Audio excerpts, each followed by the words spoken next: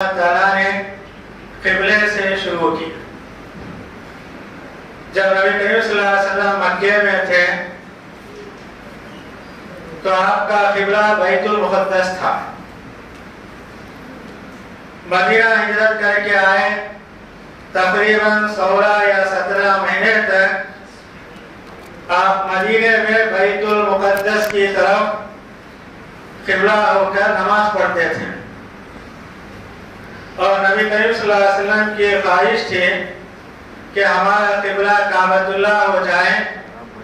تو نبی کریم صلی اللہ علیہ وسلم نماز میں کبھی اپنا چہرہ آسمان کی طرف اٹھا کر دیکھتے، کہیں اللہ کا حکم تو نہیں آ رہا ہے قبلے کے بدلنے۔ تو 16 یا 17 مہینے کے بعد اللہ تعالیٰ نے نماز کی حالت میں حکم دیا کہ تم اپنا قبلہ بیت المقدس سے پھیر کر کعبۃ اللہ کرو۔ تو 2 رکوع کے اندر اللہ تعالیٰ نے یہ واقعہ بیان کیا۔ قبلے کے بدلنے کے بعد یہودی اور منافقین نے شور مچایا، اور اللہ تعالیٰ نے یہ بتایا قبلے بدلنے کا مقصد یہی تھا، تم میں کون مومن ہے، کون منافق ہے، کون نبی کریم صلی اللہ علیہ وسلم کی مخالفت کرنے والا ہے۔ قبلے کے بدلنے کے بعد یہودی آپ کو ستانے لگے، ان کی شرارت سامنے آ گئی، منافقین نے اپنا نفاق کا اظہار کیا، اور جو چھپے ہوئے آپ کے دشمن تھے وہ بھی ظاہر ہو گئے۔ اس کے بعد اللہ تعالیٰ نے مومنوں کو حکم دیا اللہ سے مدد مانگنے کے 2 راستے ہیں، ایک نماز کے ذریعے اور صبر کے ذریعے۔ یہ 2 سہارے ہیں کہ بندہ کیا ہے اللہ سے مدد مانگ سکتا ہے۔ پھر اللہ تعالیٰ کہتے ہیں جو لوگ اللہ کے راستے میں شہید ہو گئے ان کو مردہ مت کہو، وہ برزخ کی زندگی میں زندہ ہے، وہ کیسے زندہ ہے اللہ بہتر جانتا ہے، مگر ہماری سمجھ وہاں تک نہیں پہنچ سکتی۔ پھر اللہ تعالیٰ نے بتایا جب بھی کوئی مصیبت پہنچتی ہے، مصیبت کے پہنچنے پر یہی کہنا چاہیے انا للہ و انا الیہ راجعون۔ یہی مومن کا شیوا ہے، اور اللہ تعالیٰ مومن کے زبان سے یہی سننا چاہتے ہیں۔ لوگ کیا کہتے ہیں مصیبت پہنچنے کے بعد اس کے اوپر یعنی ٹھیل دیتے ہیں اور کہتے ہیں کہ فلاں کی وجہ سے مصیبت پہنچی ہے، جبکہ اللہ تعالیٰ کہتے ہیں مصیبت کے پہنچنے پر یہ کہنا چاہیے وبشر الصابرین الذین اذا اصابتهم مصیبہ قالوا انا للہ و انا الیہ راجعون۔ یہی کامیاب لوگ ہیں۔ اس کے بعد اللہ تعالیٰ نے یہ بتایا زمین کے اندر جو کچھ ہے حلال ہے اسے کھاؤ، حرام سے رکو۔ جو آدمی حرام کی پیروی کرتا ہے وہ شیطان کے نقش قدم پر چلتا ہے۔ اور اللہ تعالیٰ نے بتایا یہ حرام کیا ہے۔ بات کیا ہے تو اللہ تعالیٰ کہتے ہیں 4 حرام ہیں، مردہ، سور کا گوشت، خون، ہر وہ چیز جو اللہ کے نام پر غیروں کے نام پر نظر و نیاز کی جاتی ہے یہ حرام ہے۔ تو اللہ تعالیٰ کہتے ہیں ان سے بچ جاؤ۔ حدیث کے اندر اللہ کے نبی صلی اللہ علیہ وسلم نے بتایا پالتو گدھا حرام ہے۔ پھر آپ نے بتایا جانوروں میں، پرندوں میں جو جانور یعنی شکار کا دانت رکھتے ہیں، پنجے سے کھاتے ہیں وہ حرام۔ اسی طریقے سے پرندے جو بھی ہیں پنجے سے اگر وہ کھاتے ہیں، پنجہ سہارا بنتا ہے، وہ پرندے حرام۔ تو اسلام کے اندر حرام کیا ہے مختصر ہے، اس کے بعد تمام چیزیں کیا ہے حلال ہے۔ پھر اللہ تعالیٰ نے بتایا چند لوگوں کی عادت یہ ہوتی ہے اسلام کی چند چیزوں کو اپناتے ہیں، اسی پر عمل کرتے ہیں۔ بعض لوگوں کی عادت کیا ہے نماز پڑھتے ہیں، سمجھتے ہیں یہی عبادت ہے۔ بعض لوگوں کا خیال ہے صدقہ و خیرات کرنا یہی اچھی بات ہے۔ بعض لوگوں کا ارادہ کیا ہے لوگوں کی خدمت کرنا۔ تو اللہ تعالیٰ کہتے ہیں نیکی نہیں، نیکی کیا ہے تمام اسلام کی باتوں کا نام ہے۔ اللہ تعالیٰ کہتے ہیں اللہ پر ایمان لانا، آخرت پر ایمان لانا، اللہ کے فرشتوں کو ایمان لانا۔ اللہ کے فرشتے ہیں۔ جب سے رمضان کا چاند نظر آیا ساری مسجدیں آباد ہیں۔ ہم غور کریں کیا مؤذن صاحب کی آواز کی وجہ سے جمع ہوئے؟ نہیں، اللہ کا فرشتہ اعلان کرتا ہے رمضان کا مہینہ شروع ہو گیا ہے، نیکیوں میں آگے بڑھنے والے آگے بڑھیں۔ تو ہمارا ایمان فرشتوں پر ہے۔ فرشتوں کے اعلان کے بعد ہم رمضان میں جمع ہوئے، آج بھی جمع ہوئے، انشاءاللہ باقی ایام میں بھی ہم جمع ہوتے رہیں۔ تو اللہ تعالیٰ کہتے ہیں اللہ پر ایمان، آخرت پر ایمان، فرشتوں پر ایمان، اللہ کے نبیوں پر ایمان۔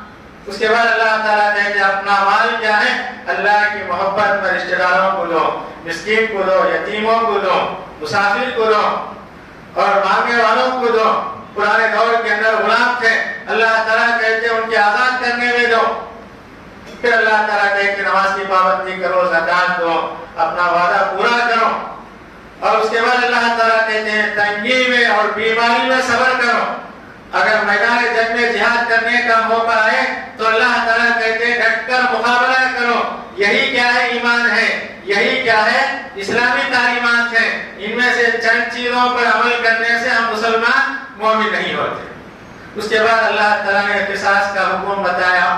اگر کوئی آدمی کسی کو قتل کر دیتا ہے تو پرانے دور میں یہ حکم تھا اس کے بدلے میں 2 آدمی کو یا ایک خاندان کو، چند لوگوں کو قتل کر دیں۔ اللہ تعالیٰ کہتے ہیں ایسا نہیں، ایک آدمی قتل ہوا اس کے بدل میں اسی کو قتل کیا جائے۔ پھر بھی اللہ تعالیٰ نے اس کے اندر مہربانی یہ کی، اگر اس کو قتل کرنے کے بجائے اگر کوئی دیت دیتا ہے یعنی 100 اونٹ، یہ بھی جائز ہے۔ پھر اللہ تعالیٰ کہتے ہیں اگر کوئی معاف کرتا ہے، معاف کرنا بھی بہتر ہے۔ تو اللہ تعالیٰ کہتے ہیں اگر کوئی آدمی کسی کو قتل کر دیتا ہے 3 چیزوں میں سے کوئی ایک چیز پر عمل کرے گا، یا تو بدلے کے طور پر اسے قتل کرے گا، یا دیت دے گا، یا اسے معاف کرے گا۔ اس سے زیادہ کوئی آگے کی چیز نہیں ہے۔ اس کے بعد اللہ تعالیٰ نے رمضان کا ذکر کیا۔ اسی سورہ کے اندر اللہ تعالیٰ نے رمضان اور اس کے سارے مسائل بیان کیے۔ اللہ تعالیٰ کہتے ہیں رمضان کے روزے تمہارے اوپر فرض ہیں، یہ کوئی نئی بات نہیں ہے۔ تم سے پہلی جتنی امتیں آئیں اللہ تعالیٰ نے ان کے اوپر رمضان کے روزے فرض کی۔ اور اللہ تعالیٰ کہتی ہے 1 مہینہ کیا ہے؟ چند دن ہے، روزے رکھو۔ پھر اللہ تعالیٰ نے بتایا جو بیمار ہیں، مسافر ہیں، وہ بعد میں روزوں کی قضا کریں۔ یا ایسے بیمار ہیں یا ایسے لوگ ہیں جو روزہ نہیں رکھ سکتے تو اللہ تعالیٰ نے کہا ایک فدیہ دو، صبح میں ایک شام میں آدھا سا مسکین کو کھلاؤ۔ اس لحاظ سے فدیہ دینے کا حکم دیا۔ پھر اللہ تعالیٰ کہتے ہیں جو صحت مند ہے، تندرست ہے، روزہ رکھنے کی اس کے اندر طاقت ہے، وہ روزہ نہ چھوڑے۔ علماء نے کہا اگر کوئی روزہ چھوڑتا ہے وہ کبائر کا ارتکاب کرتا ہے، بڑے گناہ کے قریب پہنچ جاتا ہے۔ اور اللہ تعالیٰ خود کہتے ہیں فَمَنْ شَهِدَ مِنْكُمُ الشَّهْرَ فَلْيَصُمْ، جو آدمی رمضان کے مہینے میں صحت مندی کے ساتھ پہنچتا ہے اس پر روزہ رکھنا ضروری ہے۔ اس کے بعد اللہ تعالیٰ نے رمضان کے اور 2 مسائل بیان کیے۔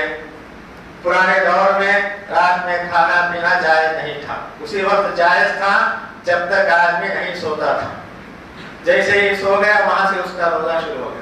یہ ہمارے لیے تکلیف تھی، تو اللہ تعالیٰ کہتے ہیں یعنی غروب آفتاب کے بعد سے یعنی افطار کرنے کے بعد فجر صادق تک تم کھا پی سکتے ہو۔ یہ اللہ کا حکم ہے، اللہ کی مہربانی ہے۔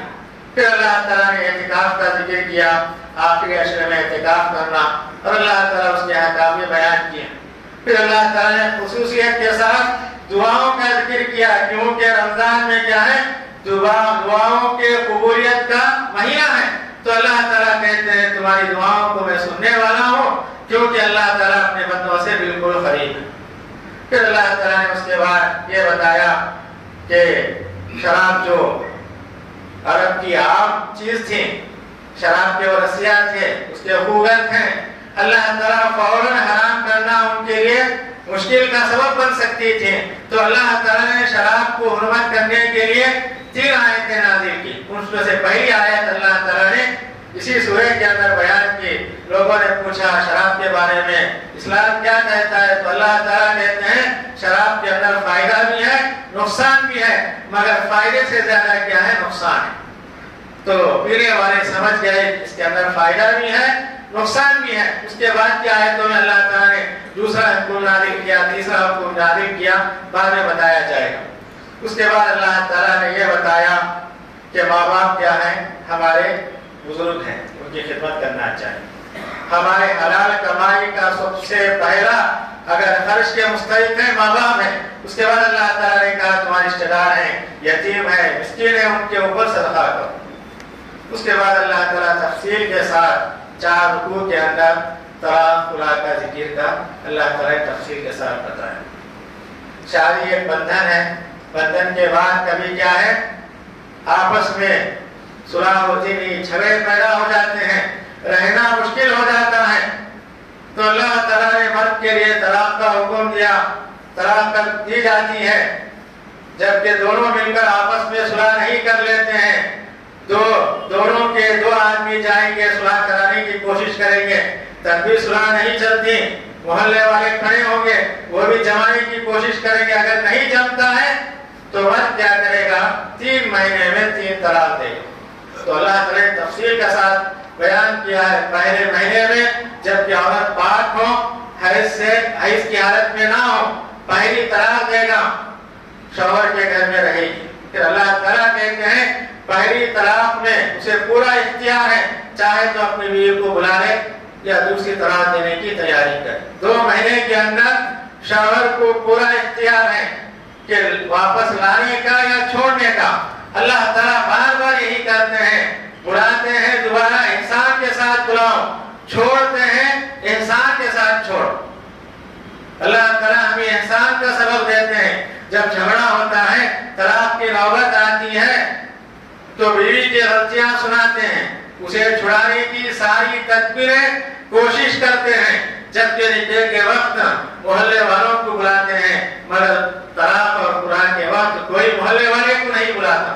ہر آدمی یہی چاہتا ہے کہ میری بات چلنا چاہیے۔ اللہ تعالیٰ کہتے ہیں ایسا نہیں ہونا چاہیے، بلکہ احسان کا سلوک کرو۔ طلاق کے موقع پر جب طلاق دی جاتی ہے اسے تنگ کیا جاتا ہے، اللہ تعالیٰ کہتے ہیں اپنے گھر کے اندر رہو، اسے رکھو، اسے کھلاؤ پلاؤ، اس کے کھلانے پلانے میں تنگی مت کرو۔ اور عورتوں سے بھی اللہ تعالیٰ کہتے ہیں 2 مہینے کی طلاق کے اندر عورت بند سور کر رہے گی، شوہر کے سامنے جب جائے گی ہو سکتا ہے شوہر اس کی طرف مائل ہو جائے، کیونکہ یہ بندھن کیا ہے؟ آسانی سے ٹوٹنے والا نہیں ہے، مجبوری کی حالت میں اللہ تعالیٰ نے توڑنے کا حکم دیا۔ پھر اللہ تعالیٰ کہتے ہیں جب 3 مہینے میں تیسری طلاق دی جاتی ہے تو اللہ تعالیٰ کہتے ہیں سوچ سمجھ کر طلاق دو۔ تیسری طلاق کے بعد عورت آنے والی نہیں ہے، یا وہ عورت کسی اور سے شادی کر لے، وہ طلاق اگر دیتا ہے یا اس کا شوہر بن جاتا ہے، پہلے شوہر کی زوجیت میں آ سکتی ہے۔ اس کے بعد اللہ تعالیٰ نے خلا کا ذکر کیا۔ خلا کیا ہے؟ عورت کا حق ہے، اگر عورت کا ساتھ اس کے مرض سے نہیں ہوتا ہے تو اللہ تعالیٰ کہتے ہیں وہ خلا لے سکتی ہے۔ پھر نبی کریم صلی اللہ علیہ وسلم نے یہ بھی کہا اگر کوئی عورت بغیر سبب کے خلا لیتی ہے جنت کی خوشبو داخل نہیں ہو سکتی۔ پھر اللہ کے نبی صلی اللہ علیہ وسلم نے کہا جنت کی خوشبو کئی 100 میل پہلے، یعنی اس کی خوشبو پھیلی ہوئی ہوتی ہے، اس کی خوشبو سونگنا بھی اس کے لیے مشکل ہو جاتا ہے۔ اور خلا کی مدت کیا ہے؟ 1 مہینہ ہے۔ 1 مہینے کے بعد عورت اپنے گھر چلی جائے گی۔ پھر بھی اللہ تعالیٰ کہتے ہیں اگر عورت جاتی ہے احسان کے ساتھ کچھ دے کر دلا کر اس کے گھر کو پہنچاؤ، کسی کے اوپر ظلم و زیادتی نہیں کرنا چاہیے۔ پھر اللہ تعالیٰ نے یہ بتایا اگر کوئی اپنی بیوی سے ناراض ہے، اس کے قریب جانے کی قسم کھاتا ہے تو اللہ تعالیٰ کہتے ہیں 4 مہینے کی قسم کھا سکتا ہے، 4 مہینے تک اپنی بیوی کے قریب نہ جانے کی قسم کھا سکتا ہے۔ 4 مہینے کے بعد قاضی بلائے گا، پوچھے گا تیرا ارادہ کیا ہے، رکھنے کا ہے یا چھوڑنے کا ہے؟ اگر رکھ لیتے ہیں اچھی بات، اگر نہیں رکھتے ہیں تو قاضی دونوں کو الگ کر دے گا، پھر دوبارہ ان کا آپس میں ملنا جائز نہیں ہے۔ پھر اللہ تعالیٰ نے یہ بتایا مسلمان عورت سے شادی کرنا، کافر مشرکہ عورت سے شادی کرنا حرام ہے۔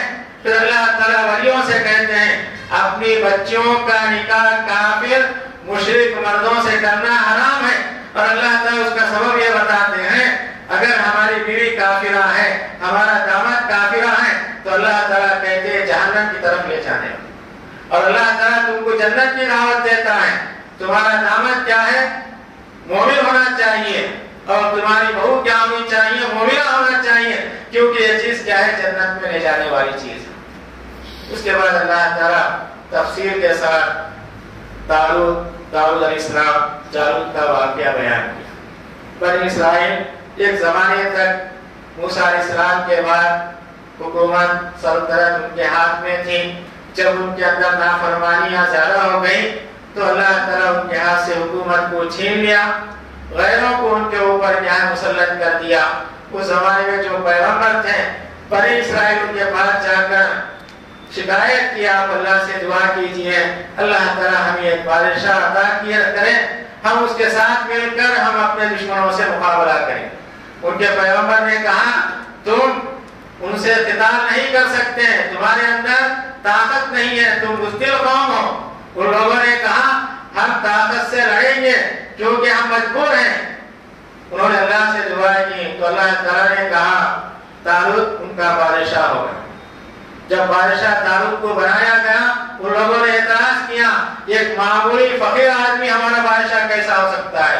ہم کیا پیغمبروں کے خاندان ہیں، ہمارا لیڈر ہمارا بادشاہ یعنی شان والا ہونا چاہیے۔ تو ان کے پیغمبر نے کہا یہ اللہ کا انتخاب ہے، اللہ تعالیٰ ان کو علم سے بھی نوازا، طاقت سے بھی نوازا، اللہ تعالیٰ یہی پسند کرتے ہیں۔ تو طالوت اپنے لشکر کے ساتھ نکلے، اسی لشکر میں داؤد علیہ السلام تھے، نوجوان تھے، ابھی پیغمبر نہیں بنے تھے۔ تو طالوت نے یہ کہا بنی اسرائیل سے شام میں ایک پانی کی نہر آئے گی، جو آدمی پیٹ بھر کر پانی پیے گا وہ ہم میں سے نہیں ہے۔ اگر کسی کو پیاس لگتی ہے ایک گھونٹ پانی پی سکتا ہے، اس سے زیادہ پینے کا اسے حق نہیں ہے، اللہ کی آزمائش ہے۔ تو طالوت لشکر کو لے کر نہر کے پاس پہنچے تو اللہ تعالیٰ کہتے ہیں اکثر بنی اسرائیل پیٹ بھر کے پانی پی، تھوڑے لوگ کیا ہے پانی نہیں پی۔ اور جیسے ہی سامنے جالوت کا لشکر تھا دیکھ کر گھبرا گئے، انہوں نے کہا ہم لڑ نہیں سکتے۔ جو لوگ تھوڑا پانی پیے ان کی تعداد تھوڑی تھی، 313 تھے۔ ان لوگوں نے کہا کہ ہم لڑنے کے لیے تیار ہیں۔ ان لوگوں نے کہا دنیا کے اندر تھوڑی جماعت جو ایمان والی ہوتی ہے، جن کا ایمان اللہ پر ہوتا ہے، بڑی جماعت پر وہ کامیابی حاصل کرتی ہے اللہ کے حکم سے۔ دونوں کا مقابلہ ہوتا ہے۔ داؤد علیہ السلام جو جوان طاقتور ہوتے ہیں جالوت کو ختم کر دیتے ہیں، قتل کر دیتے ہیں، پھر اللہ تعالیٰ داؤد علیہ السلام کو نبی بناتا ہے، بادشاہت ان کو عطا کرتا ہے۔ یہ ساری باتیں اس پارے کے اندر مختصر طور پر میں نے آپ کے سامنے رکھی۔ یہ تمام باتیں ہمارے ایمان کو تازہ کرنے والی ہیں۔ اللہ سے دعا ہے کہ اللہ تعالیٰ آج کی تلاوت کو اور اس کے اندر جو کچھ مضامین ہمارے سامنے آئے اس پر عمل کرنے کی توفیق عنایت فرمائے۔